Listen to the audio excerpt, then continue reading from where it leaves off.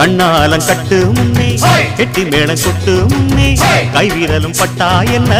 ஆகாதா பண்ணாத்து பூச்சி போல போல அடி மஞ்ச கிழங்கு சிறு இன்ப கிழங்கு அடி பார்க்காம போனவளே குருவம்மா